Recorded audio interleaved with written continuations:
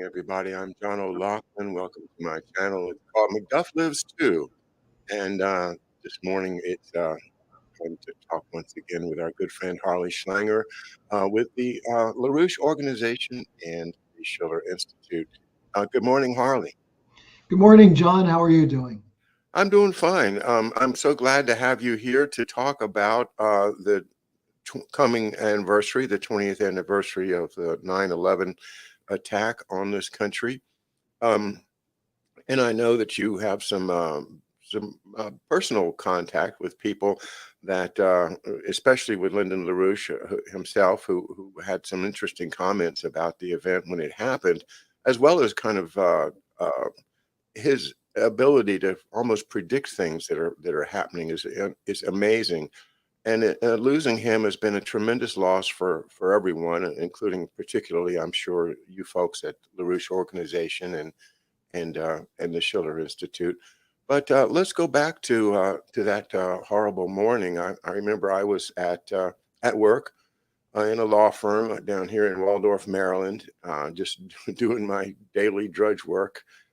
Working for another lawyer, somebody I didn't like very much, but sometimes we have to do what we have to do. And so, but then the reports started coming in, and somebody had a television, and we just stopped everything and watched it in horror. Well, that was my experience. Where were you when that horrible thing happened, Harley? Well, let me begin by going back about 9 months before that. Sure. January 3rd, 2001, Lyndon LaRouche did a webcast, and he was asked about what he expects with the Bush administration. This was before George W. Bush was inaugurated. And Lynn said he doesn't expect much. In fact, he expects a lot of bad things. And he said that Bush has no economic policy. The economy is going to go into free fall. And what he thinks is that we'll have a Reichstag fire event within the first year that will give Bush an excuse to declare an economic emergency and move the government to crisis management. And he was asked if he can elaborate it. And he said, well, look, there are many things that could cause it, but I expect that we're going to have something that will be used for Bush to declare an emergency. Now, that was in January 2001. On September 11th, Lynn was doing an interview with one of my friends, Jack Stockwell, Dr. Stockwell from Sandy, Utah, who has for many, many years had a morning show on KTKK radio in Salt Lake City. And Lynn was his guest that morning. And just as the interview started, Jack got a call from his wife saying, put on the television, look what just happened. And so they saw this as it was ongoing with Lynn on the air. And Jack asked Lynn what he thought. And Lynn's first comments were, they're going to blame this on Osama bin Laden. And he said, bin Laden is a controlled entity. He's not an independent force. And he said, what we need is an investigation into who sent, who created bin Laden, and who protected him and deployed his forces. And then Lynn went into the whole background of bin Laden in Afghanistan, the role of the CIA in promoting him as part of the Saudi operation against the Soviet Union during the Soviet invasion of Afghanistan in the 80s. And so if you go back now and look at that, and as you said, Lynn was very prescient on these things, you start with that January 3rd forecast, and then what happened on 9/11. And then you notice that for 20 years, we've never really taken up the question of the Saudi role. And by we, I mean the US government, the media, and so on, despite all the things pointing to the Saudis, including bin Laden himself, who was not an Afghan, who had spent time in the mountains of Afghanistan and in the caves of Afghanistan. But what Lynn said is that you couldn't run an operation like that from a bat cave in Afghanistan without backup and support from people in the intelligence community. And so that's what he said. Now, you had this 9/11 commission, which was a complete cover-up. Then you had the congressional investigation. And one of the important things from that was Senator Bob Graham of Florida, a Democrat, who insisted that there was more to the story than was being reported. And he hooked up with a group called the Families United of 9/11. And they have, for the last 15 years, been pursuing the FBI documents that have been classified on Saudi involvement in 9/11. And finally, interestingly enough, once again, we get a little bit of a surprise from Joe Biden. We'll see how serious it is. But he announced just a couple of days ago that he said, when I ran for president, I made a commitment to ensuring transparency regarding the declassification of documents on the September 11th terrorist attacks on America. And he said, today I'm honoring that commitment. I signed an executive order directing the Department of Justice and other relevant agencies to oversee a declassification review of documents related to the Federal Bureau of Investigation's September 11th investigations. And then he gives a timetable for this to be carried out. And at the end of his order, he says, information shall not remain classified if there is a significant doubt about the need to maintain its classified status. In other words, you can't just say, well, there's all these reasons we can't declassify it. You have to be extremely specific. And then he said, nor shall information remain classified in order to conceal violations of law, inefficiency, or administrative error, or to prevent embarrassment to a person, organization, or agency. Now, that's potentially something extremely interesting, that to finally take a look at what was behind 9/11. And I think, the 9/11 families issued a statement saying that we're thrilled to see this happening. We've been fighting the FBI and the intelligence community for too long, but this looks like a true turning point. Remember, Donald Trump said he was going to declassify the 9/11 documents, and for some reason never did. Now, the obvious question, John, which I know you will immediately have, is given what we know about the people who are holding the documents, how do we know they still exist? How do we know they haven't been changed? Just like the Kennedy assassination documents. You don't know. The basic point is bring the light of day on this. Let's find out. But I think this is a very significant event, especially given everything that's being said now about Afghanistan and our withdrawal. Let's get to the real story. Why were we in Afghanistan? It was supposedly 9/11. Why did we do nothing about Saudi Arabia when you have in the Saudi government, the Saudi system, as repressive an approach over the years to women and other minorities as you had in Afghanistan under the Taliban? So I'm very happy that this is happening. We'll see where it goes, but it does represent an interesting change in the whole discussion of 9/11. I see your lights continue to blink. Yeah, I'm at a loss to explain it. I'm seeing my lights going a little bit on and off on the show, but it's not happening in the room here. So something electronic going on. I hope FBI cyber attack. Well, don't put it past them. No, I know. They already don't like me for reporting on the virus that starts with a C, and so I'm on their radar screen. And wow, look at that flashing going on. I can't explain it. Well, you're on their radar screen for I think an even more important issue, which is that you won't allow the story of the takeover of the U.S. government by these corporate cartels. You won't drop it. You're continuing to bring it up and look at it and the dirty wars and everything else. And, yeah, the fingers point in that direction. And we'll see where we can't rely on the Justice Department and the Congress to do this. The only reason that Biden declassified the documents is because this very insistent group of families kept the pressure up. And they're going to use this 20th commemoration this Saturday to once again insist that the real story be unearthed. So I think this is an example of how individual people can make a difference. Citizens can make a difference in what government does. There's also the aspect of me telling my father's story, which I know they do not want told.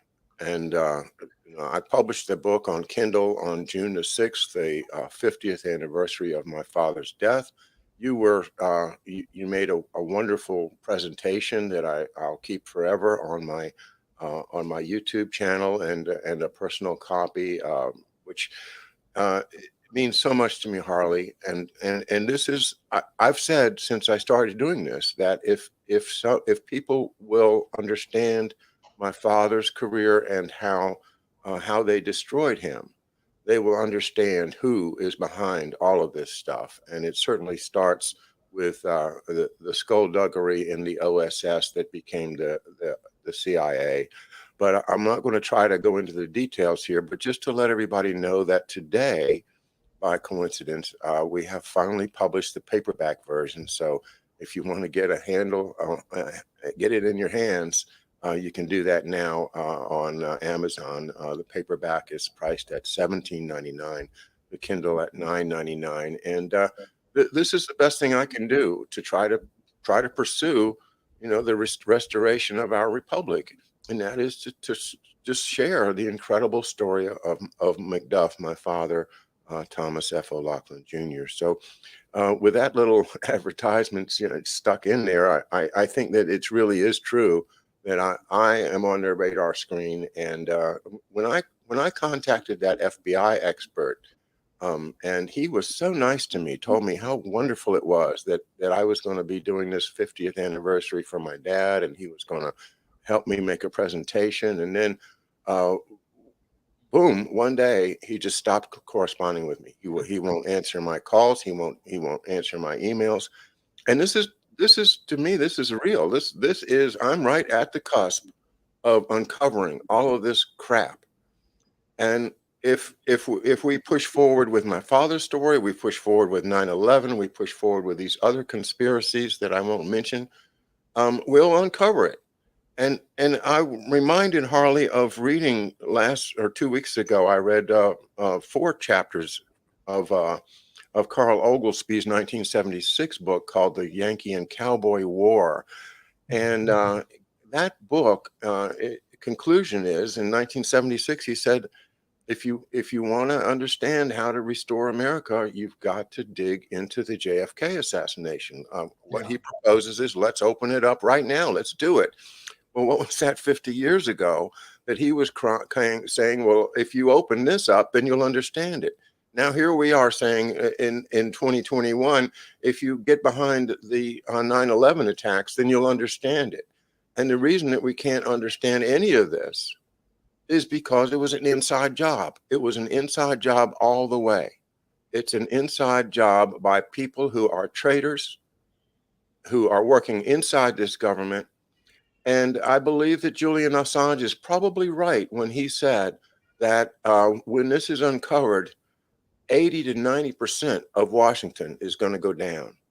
And I think that's right. And I think it's necessary that they just, all of them, just go down, just drain the swamp. Well, and John, that's why bringing up your father's case is not going off the track, because you said something very important there, that he was there at the intersection of the creation of the OSS, the development of the intelligence community, and a significant part of what went wrong with the U.S. intelligence community is related to the role of the British, the Special Operations Executive, the way they came in after Franklin Roosevelt's death and essentially turned the U.S. intelligence community into a part of the Five Eyes, an appendage to British intelligence. They taught our intelligence operatives the British way of doing business, the British way of looking at things. And if you look at things like the Kennedy assassination, Kennedy was, the British thought, because of his father's connection as the former ambassador to Great Britain at the first part of the World War II, that Kennedy would be a friend of theirs. But Kennedy actually oriented much more toward Franklin Roosevelt who during the war told Churchill, the United States will never again send our boys to war to die for the British Empire. And Churchill intended to get Roosevelt to allow the British to keep the empire after the war. And Roosevelt told him, no, you've got to give it up. And there's a book, one of the books, if you haven't done this yet, you can use this for your readings, Elliot Roosevelt's book, As I Saw It, because he was there at some of the meetings, the dinner meetings between Franklin Roosevelt and Churchill. And he tells the story of how Churchill started coughing and nearly turned purple when Roosevelt told him, no more British Empire. And Churchill said, you can't be serious, but we're the civilizing force in the world.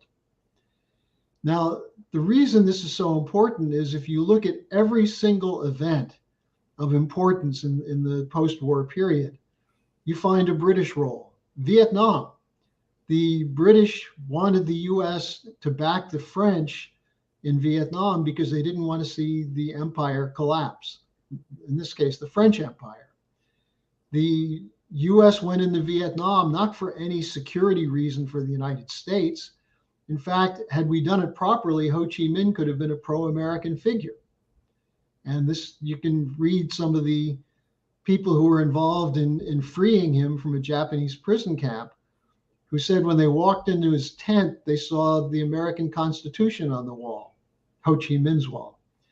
So there are a number of occasions where something could have changed. And Kennedy was going against the Brits, both on the Vietnam War and also on the role of the central banks in controlling the financial system. And there's no question that the Brits played a role in both the assassination and the cover-up. Then you go to the more recent period. You look at, why are we in Afghanistan? Brzezinski was going with British briefing papers, essentially. The Bernard Lewis plan, use Islamic fundamentalists against the Soviet Union. Even before the Soviet Union invaded Afghanistan in December 1979, Brzezinski got Jimmy Carter to sign a directive to start providing material support to what became known as the Mujahideen, the Islamic opposition to the government in Afghanistan, which was a pro-Soviet government. Carter started that in July of 1979, 5 months before the Russian invasion. And then throughout the 80s, this was then picked up by Bill Casey and the intelligence community. The CIA put a lot of money into Afghanistan. And who was the main ally there? The Saudis. The Saudis matched dollar for dollar what the US spent. And this ended up being hundreds of billions of dollars over the course of the resistance to the Soviet invasion. And so what was the invasion about? It was the old British great game. Afghanistan was a center of imperial rivalry between the Russian Empire and the British Empire going back to the 1830s. So when people say things like, well, we should have kept our troops there, or when Lindsey Graham says we're going to send troops back to Afghanistan, somebody should sit down with these knuckleheads and teach them some history. Why is it that Afghanistan is called the graveyard of empires? What is the security interest for the United States in Afghanistan? I would say our security interest is do everything we can to create a stable situation there so that you don't have a failed state in which you could have launching pads for terrorism, more drug trafficking with the opium poppies and so on. We have a big stake there, but we're not going to succeed by sending in troops again or keeping troops in. So this is where the history becomes so important. And just on the British, very quickly, did you see the comments from Tony Blair attacking Biden for the withdrawal? I saw them roundly criticized, but I didn't actually see them myself. Tell us about it. What Blair said is that it was an imbecilic move to get out of Afghanistan because of the argument of ending the forever wars. Now, in that statement, many people said, well, Blair was attacking Biden. He wasn't attacking Biden. He was attacking Biden, Trump, the American presidency, and the American people. Because we got out of Afghanistan primarily because the American people no longer saw it as a useful deployment of money and lives. And what Blair was saying is that, well, we wouldn't do it that way because we have staying power. And why is that? Because the empire is run as a parliamentary system in which private interests control the political parties who control the prime minister. Whereas in the United States, the president has a certain amount of independent institutional authority. That's the American presidential system. And Blair and the British have been opposing that. Well, as long as I know anything about Tony Blair, he's been attacking the idea of the American system. And his latest statement was he just gave a talk before the Royal United Services Institute, which is one of the coordinating agencies of British intelligence. This was just yesterday. And he said, we should not stop these wars. These wars are necessary to preserve Western values. And he said, we need a mix of hard and soft power, including nation building. And he said, the problem in the West is the loss of the will to fight. Well, the British Empire never lost that will to fight. They were willing to fight to the last American. And we were the dumb giant on a British leash for much of the Cold War and the post-Cold War period. And the British press is filled with attacks on the American decision to leave Afghanistan. So I think this is really an important point. Yeah, there's the imbecilic for leaving, but he didn't just say for leaving Afghanistan, for the idea of accepting a popular slogan of ending the forever wars. Well, why was it popular? Because the American people were tired of this. This is how Trump got elected president in 2016, in case people forgot. So the British question and the question of what was going on that put your father in tried to write him out of history, essentially.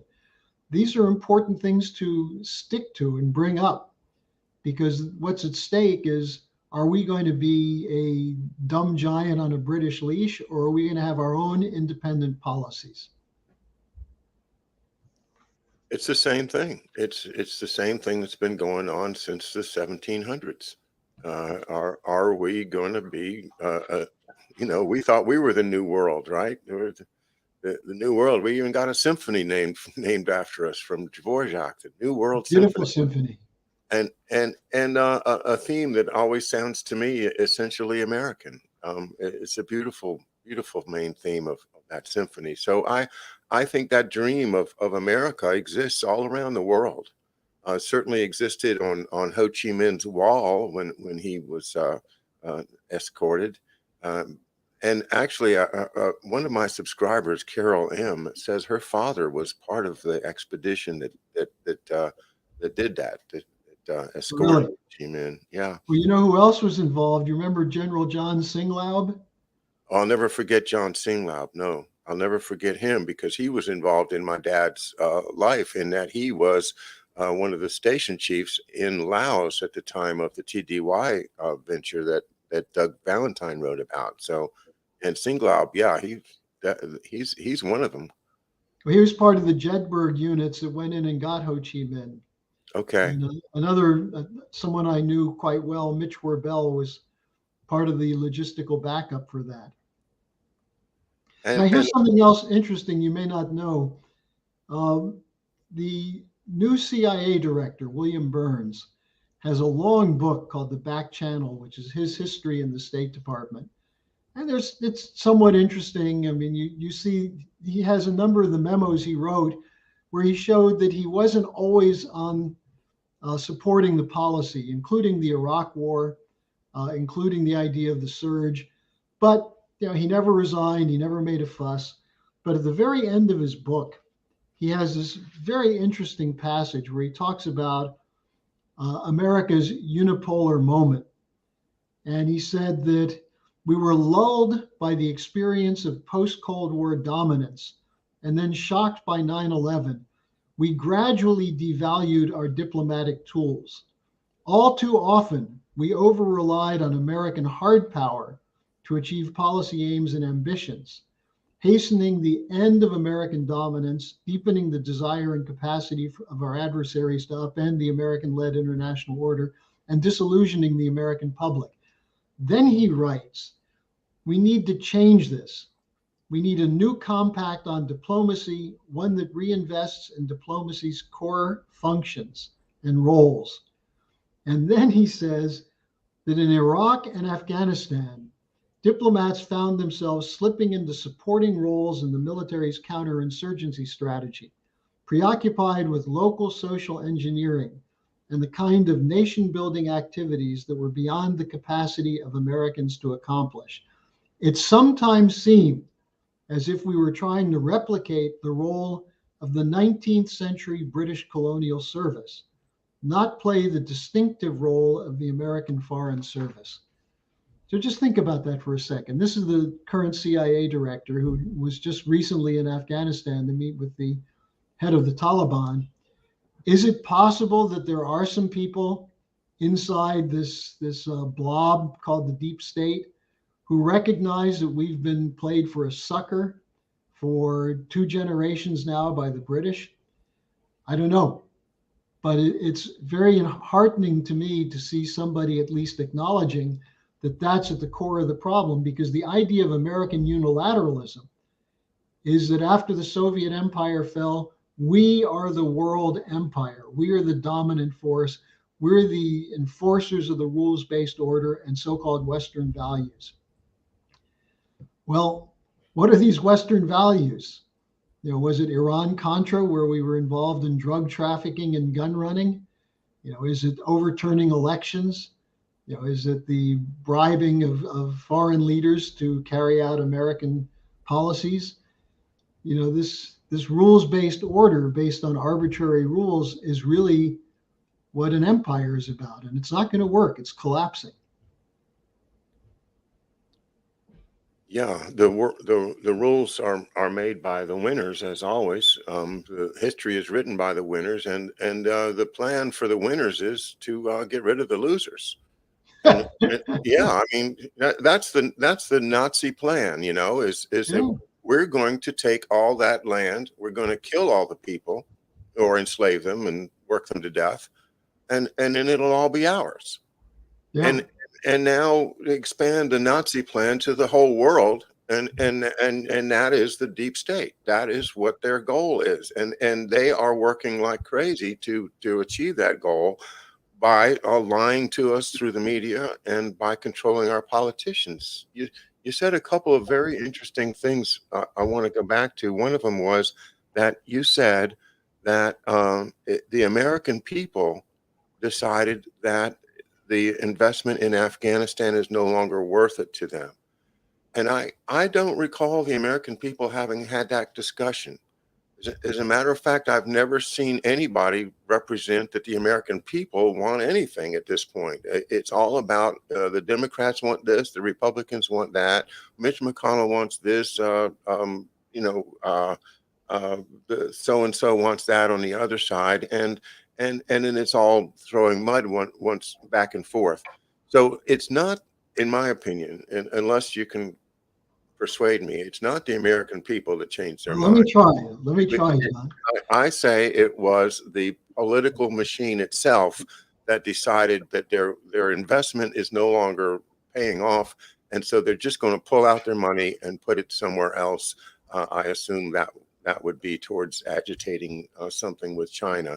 But okay, I really don't believe that the American people have stood up and said a damn thing, because we've all been told that we don't really have a voice, and we're starting to believe that. Well, let me approach it from 2 standpoints. First of all, there is a grouping in the establishment, in the Empire faction, which is going back to Obama and the idea of pivot to Asia, that we're spending too much time and money, wasting too much in the Middle East, and instead we have to confront China and confront Russia. So that's what the Asian pivot was. And a number of the people like Blinken A number of Blinken's subordinates were the ones who crafted that whole idea under Obama. However, John, you've got to remember what the 2016 election was about. It wasn't just that people didn't like Hillary Clinton.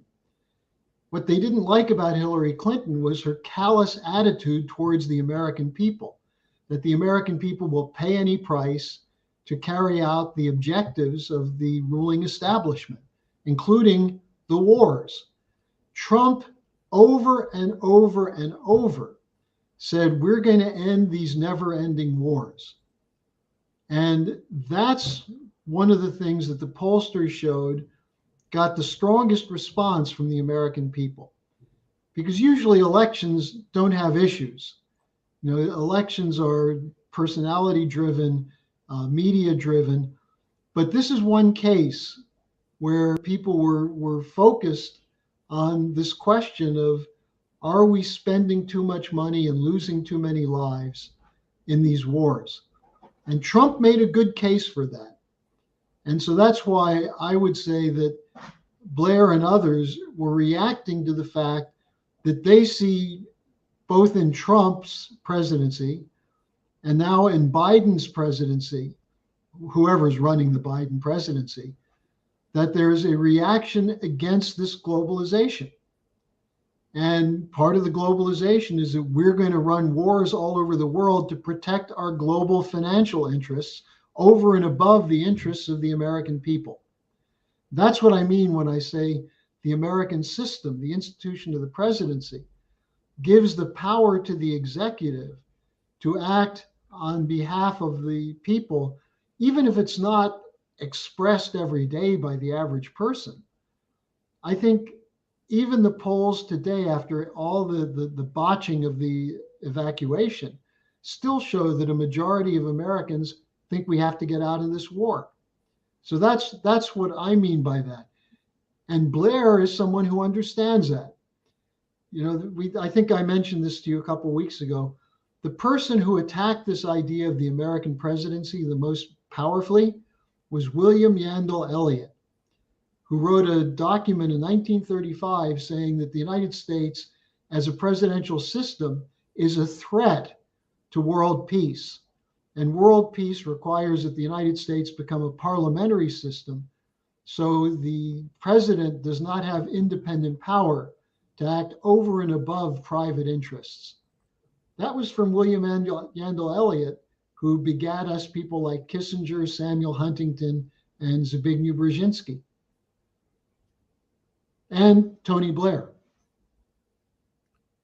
You made a good case. I'm somewhat persuaded. When you said that, I was starting to realize something, that all those people that went to the mall to Capitol Hill on January 6th, maybe they won. You know, Yeah. These are the people that wanted to see the process honestly played out. Let's have the vote. Well, they were the powers that be were too afraid to have the vote, so they crashed it. But now, the Biden administration, which has a very thin mandate, if one at all, is now basically saying, "Okay, you guys are right. I'm going to listen to the voice of the American people." And John, Can I really go that far? Go ahead. Well, yeah, they're British commentators who are saying that. They're saying that Biden is becoming more like Trump. Why? What was one of the complaints the Europeans had about Trump? He doesn't listen to us. He doesn't respect us. Remember all the flack he had about NATO and they're not spending enough money? So when Biden got elected, the Europeans let out a collective sigh of relief. They said, finally, we're back to normal. Mm-hmm. Now the European press is saying, why is Biden is just like Trump? There was a columnist for The Observer, one of the editors of The Observer, a very prominent British publication, who said Biden waited 36 hours to consult with Boris Johnson on what he was going to do. And he writes, Boris Johnson has less influence on Biden than Biden's dog. And there were other comments like that. Theresa May in the parliament stood up and said, "Where is global Britain on the streets of Kabul?"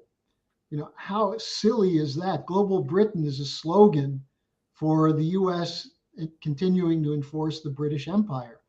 There's another columnist who said, Biden is adopting the direction that Trump wanted to go, but didn't have the guts to go. And that's why I brought up the 9/11 question. Remember, Donald Trump was trying to pull us out of Afghanistan and Syria. The Congress voted against him. The military rebelled, and Trump pulled back. Well, some of the military rebelled against Biden pulling out of Afghanistan, but he went ahead and did it. He didn't consult the allies. He moved with deliberation. Now, I'm not making a case that Joe Biden is a great president or he's the real thing and Trump wasn't. I'm making the case that the institution of the presidency gives to the president power. And this is what the British were so terrified about Trump, that he would use that power. That's why the British were instrumental in setting up and running the whole Russiagate story. Their fear, what they call authoritarian unity, that Trump would link up with Putin. It's not that you think the British care about democracy? I mean, come on. They fear that if you have presidents of powerful nations who act for the sovereign interests of those nations, whether the people fully understand it and support it or not, but if the presidents do, that means all the hokum about the Great Reset and the Green New Deal and the global order and the rules-based order goes out the window. And so they did everything they could to destroy Donald Trump, including causing him to pull back from a number of things that he was trying to do that were right, like get out of these wars and declassify documents. I mean, I think he was so intimidated by some of the threats that he never declassified the documents from the Russiagate story. So, is Biden a great president? No. I mean, so far many of the other things, he's sticking with the establishment. Although the other point that was made in one of the British columns is that Biden talks a big show on global warming, but he's still not doing anything. He's still allowing fracking. He's still allowing offshore oil and gas and so on. Well, there's a reason for that. His coalition included some of the same people who voted for Trump, who were workers who know we need energy and oil and coal to run our economy. So I think we're at a point where you could really shake up American politics. That's why it's so important to get this idea of the American presidency. I wrote an article, I think 2 weeks ago, where I talked about this Yandel Elliott question and LaRouche's idea that the American presidency in particular is represented by the idea of the credit system. That instead of handing over economic policy to private banks operating through the Federal Reserve, the president has a capability to generate credit, as Alexander Hamilton demonstrated, as Lincoln demonstrated with the greenback policy, as Franklin Roosevelt did with Reconstruction finance, as John Kennedy was doing with his June 1963 order to establish treasury notes. Well, that's a power of the presidency that goes against the idea of a global central bank dictatorship. So this is an extremely interesting moment as a historian for me. But as for someone who shares your passion for destroying the corruption of this cabal of greedy monsters tied to the city of London and Wall Street, we do have an opportunity now to defeat them. And we shouldn't lose it because of partisanship or Trump or Biden or any of this other stuff, but what's necessary for the United States. Well, I think that's a wonderful analysis, and I endorse it. I think you've done a great job of convincing me that we do still have a presidential system here. I thought my feelings have been for some time that we lost it with Kennedy, But sometimes a president has to do what is right for the American people, even if he's essentially a puppet. And That's right. we've seen that happen. But I'm wondering, behind the scenes, personally, I have a hard time crediting Biden with anything. There's people behind the scenes that told him, hey, you got to do this. And I think probably it was the military and the CIA saying, hey, guys, we're losing bad. We're just going to keep losing if we stay here. When the American people are not going to finance a major expedition, so let's just get out and cover it up the best you can. Of course, No, John, it is the military, and it's not necessarily the names of the military that we know, but there are this guy McGregor, for example, who was the last-minute choice of Trump to replace Esper. People like Lawrence Wilkerson, who served under Colin Powell and it was his aide de camp and finally broke with Powell. People like Ray McGovern, people like Bill Binney, people like Snowden. These are people who are part of what would be the institution of the presidency. And they've moved into a different position from the establishment because they see what was part of 9/11?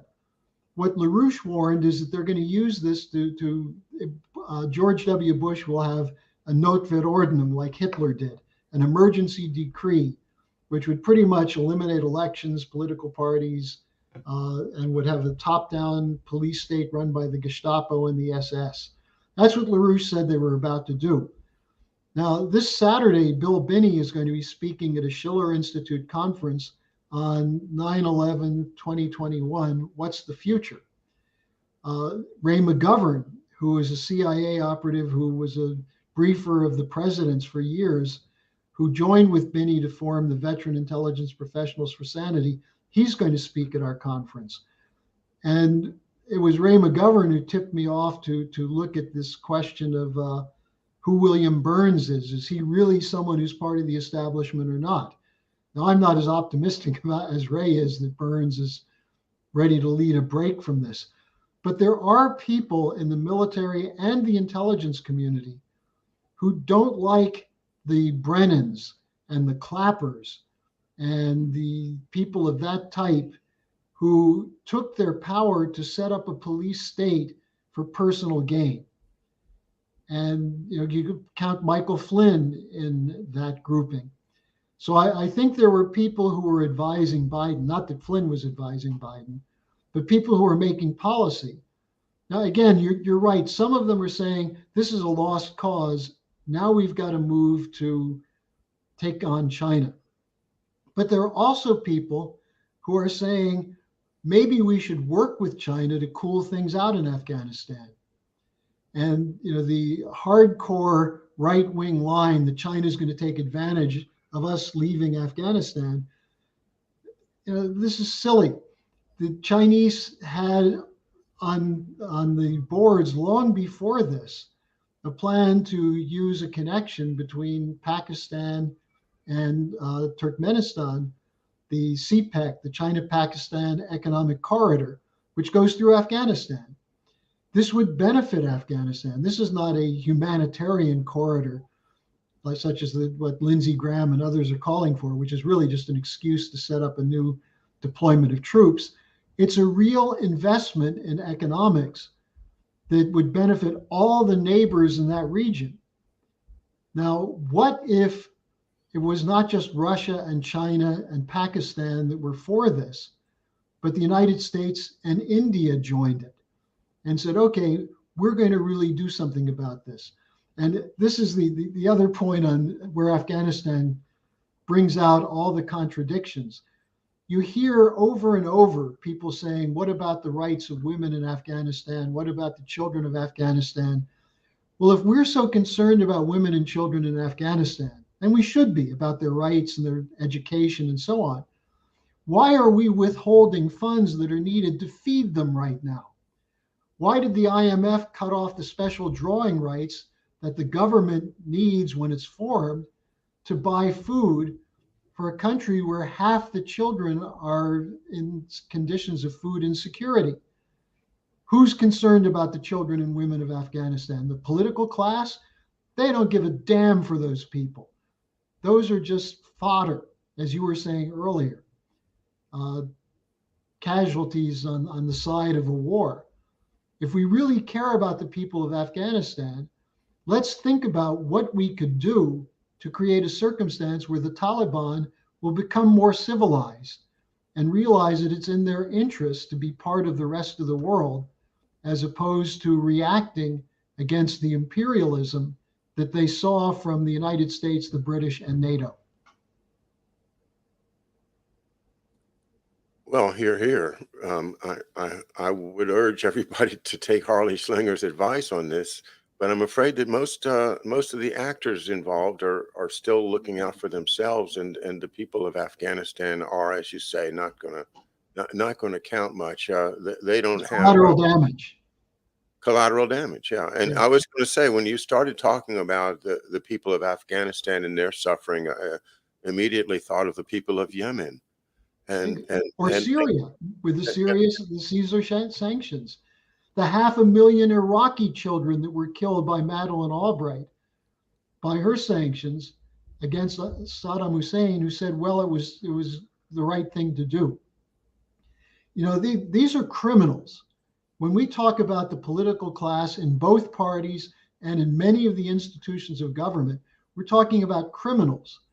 That's why we have to have citizens doing what Terry Strada and the families of 9/11 did, being a burr under the saddle, persistent, constantly pushing Congress and others to have real accountability. That's what's missing, John. The reason they get away with this is that we're not demanding that they be accountable to us. And some people want them accountable on financial matters. Well, sure, that's important. But the bigger financial matters, you know, the people who complain about high taxes, the really wealthy who complain about the taxes, don't say a word about the trillions of dollars that are shifted into the pockets of the most wealthy with these bailout policies. So we have to call out the hypocrisy and hope that there are enough people in this country who still believe in fairness and justice and the ideas of the American Constitution. That's our job. I see that's what you're doing. You're a conscience for the country. And that's what Lyndon LaRouche was. And that's why he was so vilified. well, thank you. That's quite a compliment. I conscientiously want us to get back to our ideals, to just fidelity, bravery, integrity is the FBI motto. What happened to that? Well, it turned into a Peter Strzok, you know, and who can forget, once you've seen him, give you that purely satanic look when Yeah. he leans forward and gives you the eyes like that. And who did we see doing that recently but Tony Blair? The same look. They're saying, look, I have the power.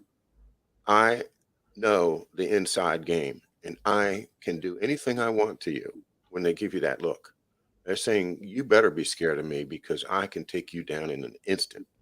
And You know, these are the people we need to call out, and we need to get them, just throw them the hell off of the world stage and the hell out of our country. you know, in the 2009 election, there was an opportunity to reverse the corruption that led to the 2008 crash. And, you know, I had a meeting with the top operative of the John McCain campaign. You remember McCain and Obama were called to Washington because Bush wanted to get them on board for the TARP plan, the bailout. And I met with one of the top people in the McCain campaign, and I said, look, we don't need a bailout. We need bankruptcy reorganization. The criminals who did this in the government with Fannie Mae and Freddie Mac, and the big bankers who went in with these mortgage-backed securities and the hedge funds, they should be prosecuted the same and exposed the same way the Pecora Commission exposed the Morgans and DuPonts and Lamonts in the 1930s. And I said, if you do that and then go back to the Glass-Steagall regulated banking, you can take the power away from this corrupt criminal class of Wall Street bankers. And he said, well, I'll take that to McCain and I'll get back to you. 2 days later, he called me and he said, I have to tell you, I agree with what you were saying with your perspective, but John's going to go along with what they want. And he's going to do it for political reasons. Now, I don't know what they had on McCain. I think there was certainly a lot that they did have. But I think it was also Obama insisted that he was going to go along with Bush on this. And this is where you see the two-party system as an oligarchical, phony division. Because on crucial issues like this, they come together. Now, we're going to have another opportunity with the economy because this system is moving towards a blowout. You cannot sustain this level of indebtedness. And I'm not just talking about government debt, I'm talking about personal debt. Look what's going to happen now with the unemployment running out, with the eviction moratorium lifted, with forbearance for homeowners lifted. We're going to face the possibility of 5 to 10 million new homeless, including a large number of children. With the possibility of another lockdown, we're going to see millions of children whose only hot meal during the day comes from school losing that. So we're going to head into a really terrible financial crisis. And the question then is, will we have voices that speak out in a sane way instead of getting trapped in the tax versus no tax, giveaways versus hard work? You know, we've got to go back to the principles of the American system. And, you know, this is what we in the LaRouche movement are committed to. And we're not going to stop. And I can tell you that if you look at the conferences we've pulled together in the last months of the Schiller Institute, we've had more and more people from around the world who are in governments and leading think tanks joining us for the discussion. And we've got to continue that. Again, this Saturday at 2 p.m. Eastern on the schillerinstitute.com, we'll have an in-depth discussion of where we go from here on Afghanistan and 9/11. And I would encourage people to go to that, the schillerinstitute.com, log on, register for it. I'll be one of the co-moderators of that. And if people want access to the writing and the work that I'm doing, the kind of discussion we've been having, John, again, write to me at my personal email, harleysch@gmail.com. And I'll get back to you. I'll get you the link to my blog page, which has my daily update and my weekly articles. I have a new one coming out today on the futility of these forever wars, which goes into some of the questions you and I have been discussing. Excellent. Well, I know you'll never give up, and I don't think any of us that are collected here around the screaming Ospreys here are ever going to give up. We're going to keep screaming. Keep screaming, yeah. Keep screaming for truth, for justice, and for accountability. We have to have accountability of these people who get into office or into high places in our corporations and our banks, and then use those positions against the American people and to their own profit. This has been going on a long time. It's probably always been there to some degree, but at this point, I would say, along with Julian Assange, that it's closer to 80–90% of all of them are rotten apples. And we, the American people, have got to make our voice heard. The oligarchs and the ancient monarchs of Europe are still got their hands in our business, and we've got the responsibility to tell them to shove off, get away from us. We are a free, sovereign, independent country governed by our laws that we made because we, the people, are the only consent to any government. And this government right now is on very shaky ground. Perhaps they know that. Perhaps, as you say, Biden is seeing the light that he's got to at least pay some attention to what the American people want. And thank God there's people in our military and in our FBI and in our intelligence services and in the CIA itself that see the corruption and want to be a part of the solution, like you are, Harley. Your historical perspective and your wisdom are essential, and I'm so grateful that you've joined us once again this morning. I'll see you again in a couple of weeks, I hope. And until then, Sure. thanks again. And everybody, remember 2 o'clock Eastern time at on 9/11. That's this Sunday with the Schiller Institute. Saturday, this Saturday. Oh, Saturday. Sorry, it's the 11th anyway. Saturday. I got that Yeah. part right. Okay, Harley. Hope you have a great rest of the afternoon over there in beautiful Potsdam, Germany. And we're enjoying some good weather here, so maybe I'll go check it out for a few minutes before we watch Neighborhood News at noon with Andy DeBala and George Webb.